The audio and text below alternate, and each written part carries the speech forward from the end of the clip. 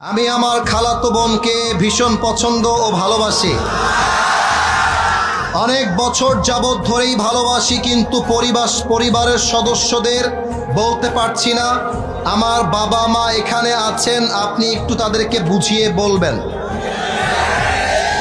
কিরে, তোর কি আমাকে ঘটক মনে হয় না কি রে? আচ্ছা শোনো, আমি একটা কথা বলে দেই, কখনো বাবা মাকে না বলে বিয়ে করতে যাবা না, এটা আমি ফার্স্ট অফ অল বলে দিই। কারণ মেয়েদের মনটা কিছুটা আকাশের মতো, এই রোদ, এই বৃষ্টি, এই ঝড়, এই তো মনটা চেঞ্জ হয়ে গেল। অনেক মেয়ে বলবে তোমাকে ছাড়া কাউকে বিয়ে করতে পারবো না, মানে এমন একটা ভাব তোমাকে বিয়ে না করতে পারলে মরেই যাবে। কিন্তু খেয়াল রাখবা, মেয়েরা কিন্তু বেটার অপশন খুব ভালো খুঁজতে পারে। আজকে তোমাকে বেটার মনে হচ্ছে, তোমাকে বলছে আই লাভ ইউ, কালকে আরেকটা টাকাওয়ালা পাইলে, অনেক মেয়ে তো এমন আছে টাকাওয়ালা আর সরকারি চাকরি পাইলে বুইড়া মুইড়া দেখার টাইম নাই, টাকলার সঙ্গে বিয়ে পিড়িতে বসে যায়।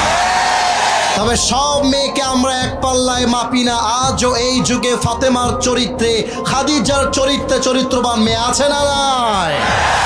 অতএব আমি বলবো, আগে বাপ মায়ের পা ধরবা, বলবা আব্বা अगर मुझे जिंदा देखना था चाहते हो तो मुझे प्लीज शादी करा दो। আমি তো সব যুবকদেরকে মোটিভেট করে একটা কথা ঢাকাতেও বলেছিলাম, ঢাকাতে বলার পরে আজকে আবার বলছি, এটা আমার কথা মাইন্ডে নেওয়া যাবে না, আমি বুঝে বুঝে বলছি।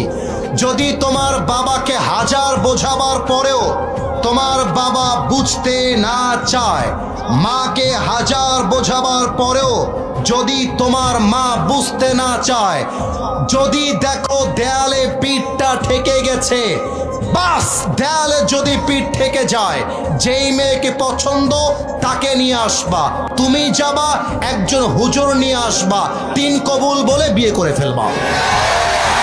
এবং আব্বাকে এসে বলবা, আব্বা তোমার পায়ে আমি বহুবার ধরেছি, আব্বা তোমার হাতে বহুবার ধরেছি, আব্বা তুমি আমাকে বিয়ে দিতে চাও নাই, এবার আমি বিয়ে করে ফেলেছি, কার কি মন চায় করো, আই ডোন্ট কেয়ার।